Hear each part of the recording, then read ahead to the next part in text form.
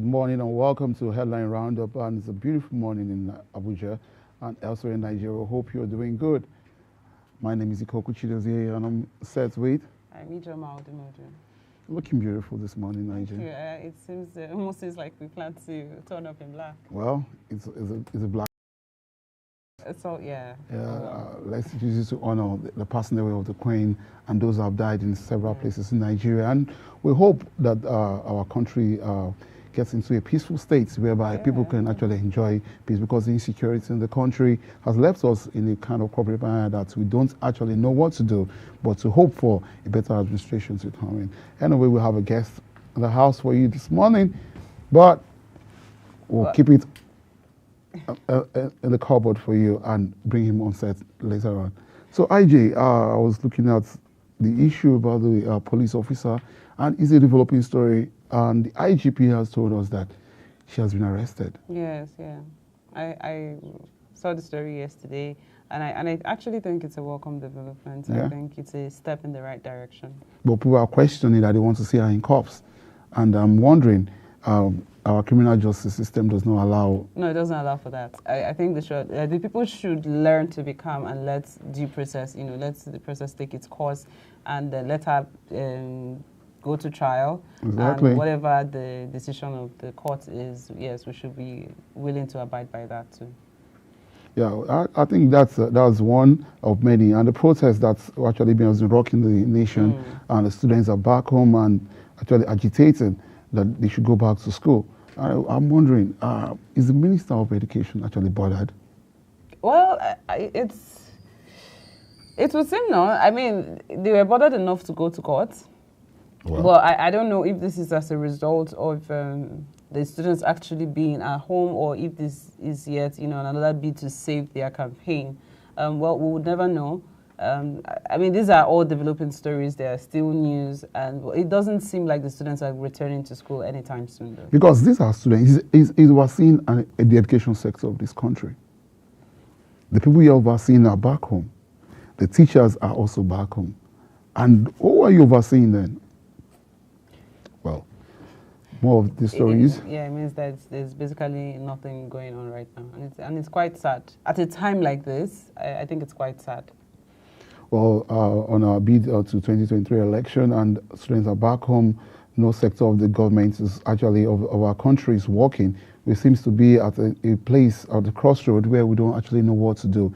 Well, people are we do know what to do. But people are looking up to 2023 election with a hope, because we have a 5-plan agenda coming from a very, very reliable and credible candidate. Yeah. So let's hope for the best, though. Let's hope for the best. And I think we'll quickly look at the headlines that are making rounds this morning. And when we return from that, we'll be introducing our guests.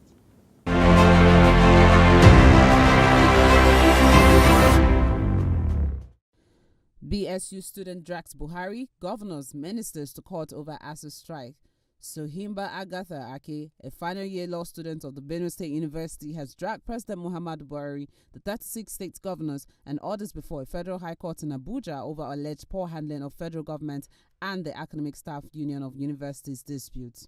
The plaintiff is requesting that the salaries and allowances of President Buhari, the governors, and all political office holders in the country be stopped until the strike is called off and ASU's demands are met. PDP crisis, Dele Momodu provides reasons Atiku cannot sack Ayu.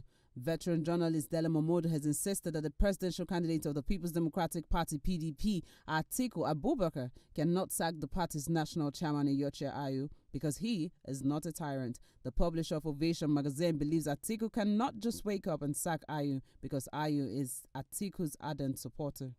I won't leave PDP, Wike. Rivers State Governor Nyesom Wike has said he will continue to remain in the party despite the current disagreements in the party. Wike said he will remain in the party alongside his loyalists to continue to push for internal democracy. ASU strike continues as lecturers move to appeal case. The Academic Staff Union of Universities, ASU, will appeal the order by the National Industrial Court of Nigeria that lecturers should call off the 7-month-old strike. The University of Abuja chapter chairman of ASU, Dr. Kasim Umar, while reacting to the court order in Abuja, said the National Executive Council of ASU will meet today to conclude modalities on the appeal process.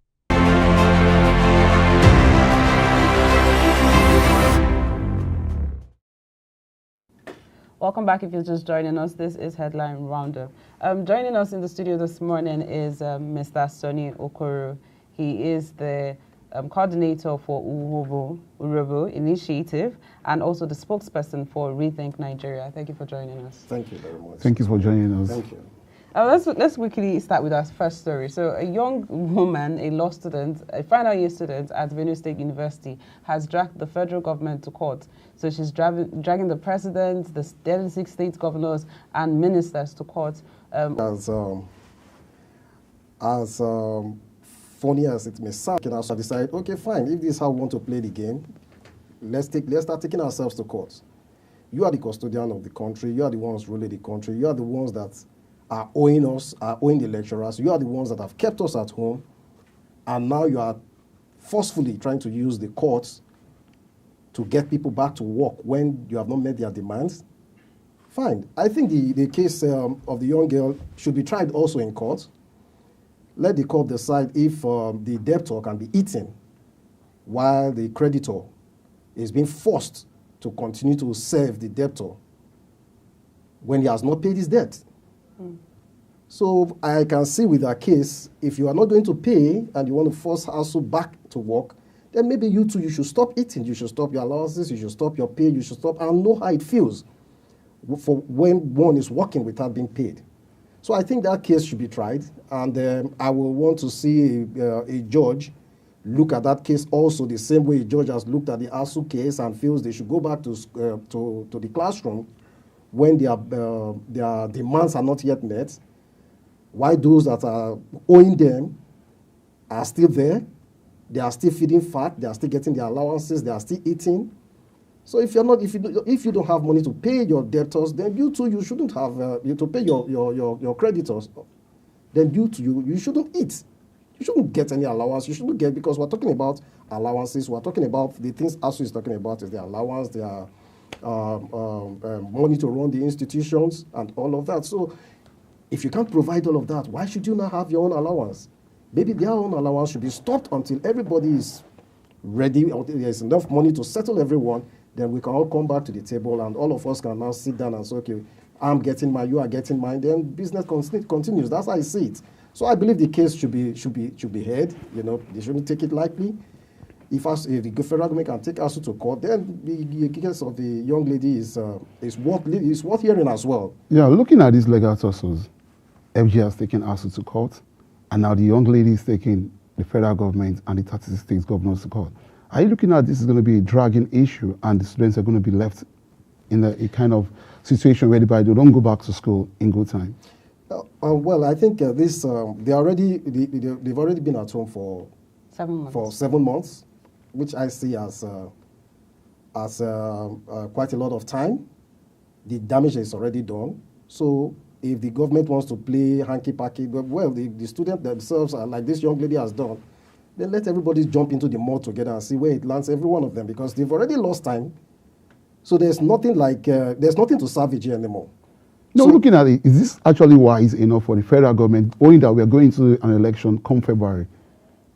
The federal government that knows that there's an election coming, and yet they are towing this line instead of going to the table, sit at the table with ASU and try to resolve this issue. They are taking the matter to court. Since they've gone to court, we're a country of law and order. The court has demanded that ASU should go back. The young lady is taking them to court also to freeze their own allowances and all of that. Yeah, one can say, okay, the delay, and all, there's already a delay. There's already a delay. So why the rush? These students have nothing to lose anymore. So, I mean, we've been in this country before where students have been at home for a whole year. I suffered it in my time, 1996 or thereabouts, when I got admission into, yeah, one can say it's the military, the time of the military era. But it's insane that even in democracy, we are beginning to experience such things, you know. It's annoying. But the time is already spent, so they can as well just be doing the whole court processes and see where it lands everybody at the end. If the courts can actually put an end to this nonsense, then so be it. All right, Mr. Say, I have a question. One would wonder what the fate of this actual case is, and if it's going to bear any fruit. And then I'm trying to look at it in the sense that she's dragging the executive to court, and we know that we have the executive, we have the legislature to check the executive, and we have the judiciary to check both the executive and the legislature, even though some would have argued that in recent times the judiciary has become a rubber stamp.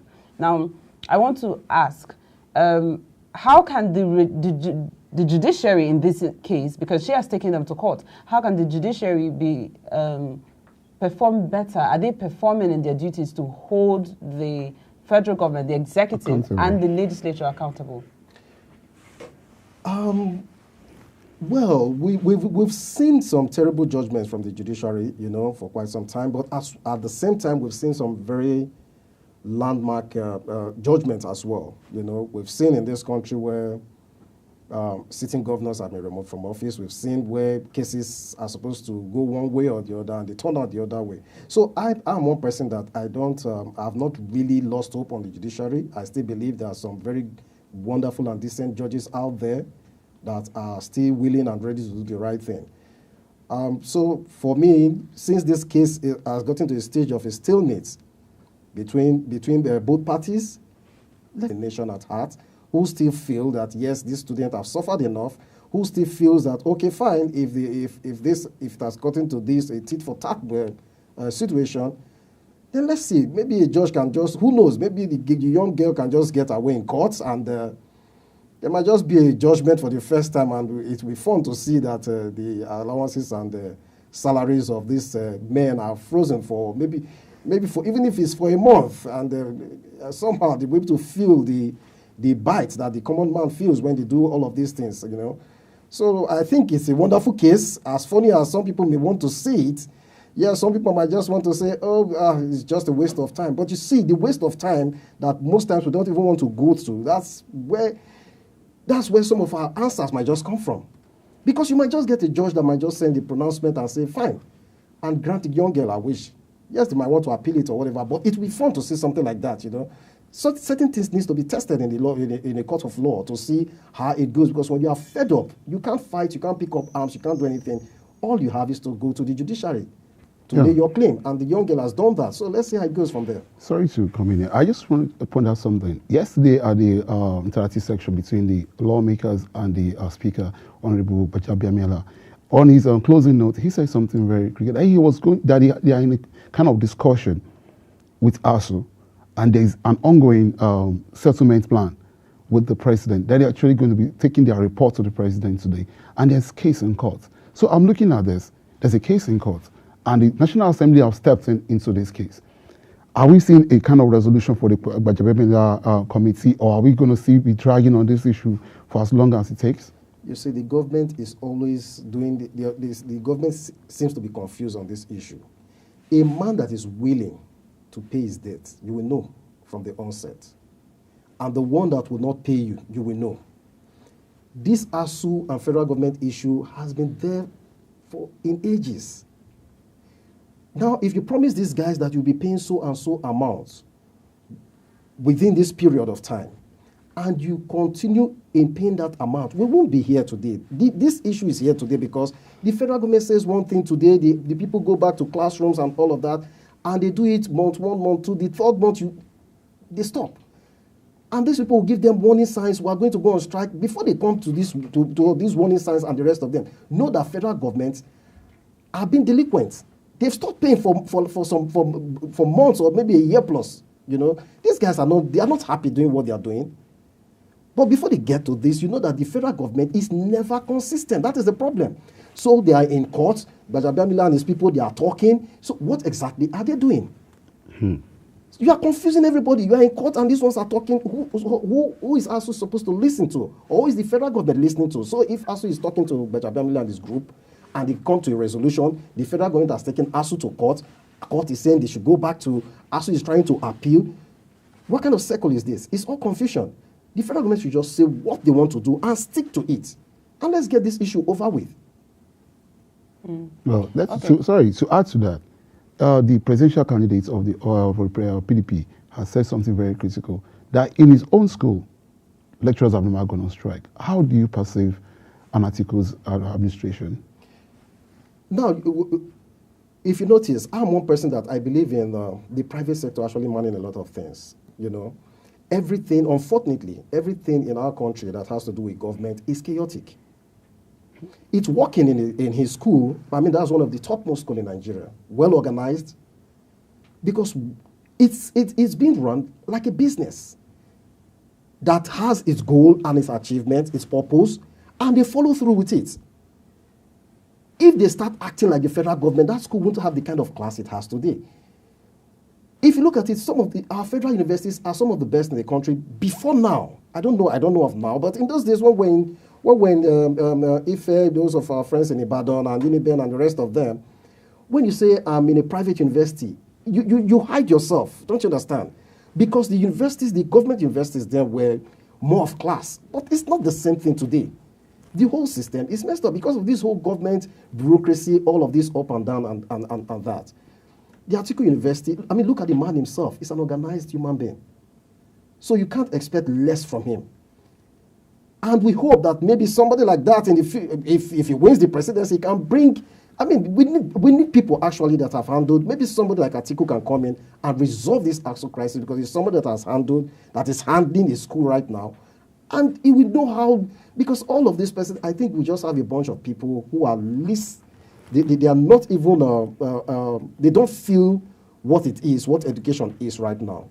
So they are careless, their children are abroad and all of that. So they don't really, maybe we need a man that has actually run an institution to come in and fix this mess. I mean, a couple of months we're having an election, so maybe that's one thing Nigerians should be looking at the moment. Let's talk about the man and the party. Let's look at the publisher of Ovation magazine, Dele Momodu, and his comments regarding the removal of the Senator Iyachari, the national chairman of the PDP. And he said that Atiku cannot remove him because he's not a tyrant. I don't know. I don't know why this... does Atiku have the power to remove the national chairman? You know, this question ought not to even arise in the first place, because national chairmen come into power through a convention. They are voted into power. It's not a one-man show. The same way Atiku was nominated as the party presidential candidate, the same way the national chairman was nominated to become the national chairman of the party. There are constitutional ways of removing a national chairman. One man cannot just come up and say that I'm removing the national chairman. That's not how it's done. You know, we have, I think our many years, I think our democracy right now, since 1999, we're about 23 years now, if I'm not mistaken, we have grown enough. If the democracy was a young man or a young lady, he or she must have graduated from the university and be thinking of starting his or her life. So it's no longer a young democracy. So we should not be acting like we are still an asset democracy or whatever. We should be able to understand the principle of democracy. This military mentality that when you don't like a thing, you must remove it by force or by hook or by crook. It has to stop. People calling that Atiku should make it's insane. He doesn't have that right. It's not part of his portfolio. It's not his right. He can't do it. He can't do it, even if he has the ability to do it. That's why the party is always having issues, because you use force, you use means that are not necessary to unseat a national chairman, and you try to want to now resolve the issue, thereby tearing the party apart, scattering everything, because you didn't go through the right source. If they want to remove the national chairman, there are ways that are stated in the party. There is the NEC and all of that can vote that can cast a vote of no confidence, and you can remove the national chairman. But one man cannot do it. Atiku does not have. He doesn't even have a vote. He doesn't even have a vote in that process. He's just a presidential candidate. He doesn't have a vote. He doesn't have that power to do it. You are asking him to do the impossible. Yeah, on the lighter note, I think probably Dele Momodu, who has experienced a lot of military role, and he himself has been arrested several times by the Abacha regime and co. I think that's why he actually mentioned the tyrant. And looking at who is actually on seat now as the number one citizen of the country, who has actually been a military president and actually came in through a coup. So I think probably that's why he adopted it to be a tyrannical move. But looking at what's happening in the PDP, and looking at how the presidential candidate has actually taken to approach it, he has said, I want due process. I think that should be an accolade on his part, that he wants to anchor in a presidency that actually is going to be listening to the people, following due process. But now we're looking at how the governor of Rivers State, Honorable Jason Wike, has been trying to twist these candidates, and he has put up a very good foot there and saying that please go through the constitutional means and find your solution. But looking at it, we have just 6 days or 5 days more before the the campaign starts. Do we have that time to actually be talking about removing IU? You see, my problem with this is one of my problems with my party, the PDP, I'm sorry to say. Just recently, we removed the national chairman. And now we're talking about removing the national chairman again. Why, in the midst of a serious election that is coming? What is all these distractions for?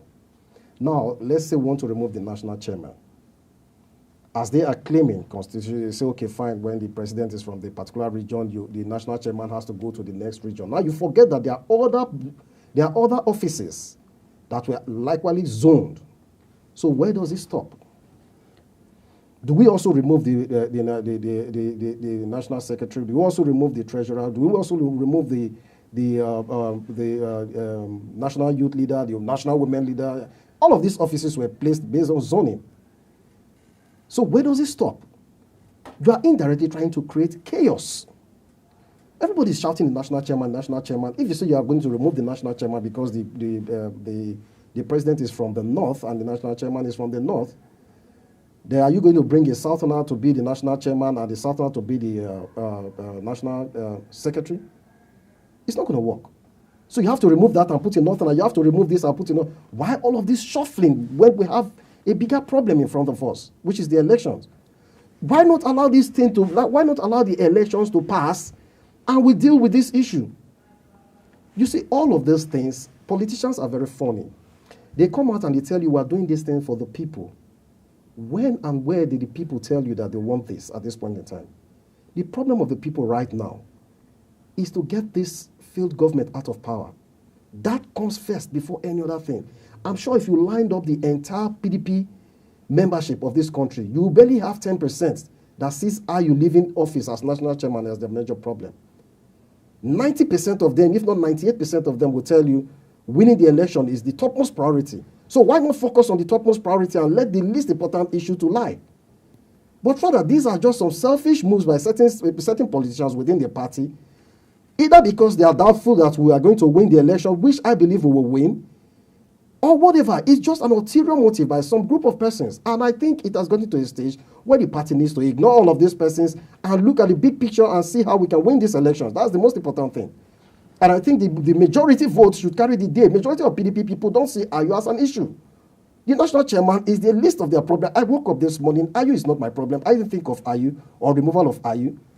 Yes, do they have a case? Paraventure, yeah, maybe they have a case. Of course, they may have a case, yes. But we have a bigger issue right now, which we should deal with. You can't be having malaria and you are thinking of, you are battling and you are complaining of a needle that pierces your finger. And you say, this needle that pierces. Meanwhile, you are having serious headache. Instead of going to the hospital and check yourself up, you are looking for somebody that will help you to bandage a pin that pierces your. Is that the issue? Is that the major thing that you are facing? We have a serious problem, which is the elections. Let's join hands together and see how we can unseat this government, and then we can trash every other issues that are within the party. The party is not disappearing after 2023.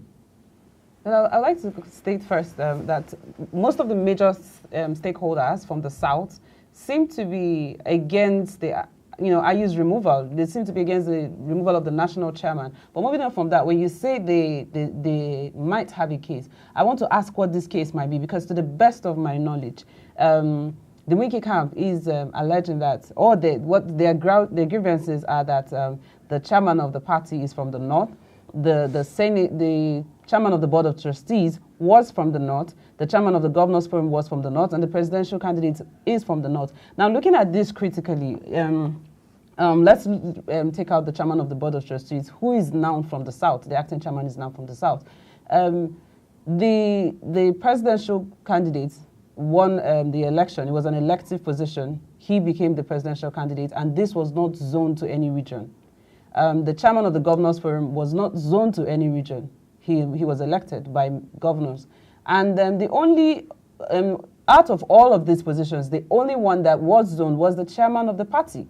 So it only means that all of these other candidates or all of these other persons were elected based on capacity. And I think we're at a point where, as Nigerians, we're looking at capacity beyond ethnic and tribal colorations. And this is what the majority of Nigerians are looking for. So when you say there is a basis, are you saying that we should look beyond beyond capacity to ethnic colorations or tribal colorations? Because these other candidates, the presidential candidates, won an elected position that was thrown open to the north and the south. And the chairman of the Governors Forum became the chairman not because he was from a region. He wasn't zoned to any region. It was fair and square. So what are we saying? Where is the case in this? Now, unfortunately, democracy ought to be about the best. Taking it, okay?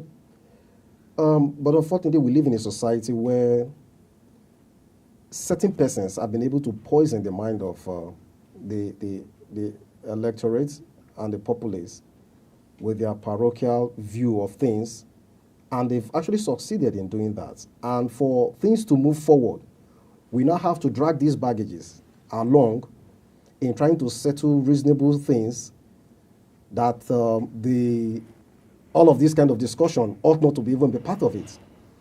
So this whole zoning thing and all of that, we know that these are contraction of politicians that wanted to win things at all costs, and when they want to win, they begin to bring all of these things. Now, you listed all these positions that were zoned to the north. These things didn't happen yesterday. How come they are now a topic of discourse? When the chairman of the Governors Forum was in Northern, and the presidential candidate was voted in, and he was in Northern, the party chairman was voted in, was zoned to the north, and all of that. All of these things, they didn't happen in a vacuum. Everyone was there when it was happening, and they happened some months ago. Why didn't anybody raise an alarm then and say, oh, these were an issue? But you see, when politicians want to misbehave, they can always go around and bring up something to create chaos. And you, as somebody that is reasonable and maybe you want peace, you can sometimes adopt these foolish antics just for peace to reign. But where and when they want to push it beyond the normal, then you can now play the card of reasoning and say, look, this thing can't work. And I think we've gotten to that stage where they've tried to accommodate, they've tried to talk sense, they've tried to make sense out of this, and certain persons are proving stubborn. So this argument you are bringing now cannot come to play. Of say, okay, this was an elective position, this was an elective position, only this one was zoned. So coincidentally, they all went to one side. You cannot now begin to say this or that. But that doesn't take away the fact that, yes, because of the way the party is structured, and people always talk about this zoning thing and all of that. In every little thing, people want to talk about zoning and all. Just for a particular sector not to feel. Because normally, I always say this thing. If you check the pulse of the people, like you said something about the Southern leaders, who are these people that met, really? And who are these people that have issues with all of these things we're talking about? When and where was this meeting held? And they said the South is angry. I'm from the Niger Delta. I'm very active in politics. I'm from Delta State.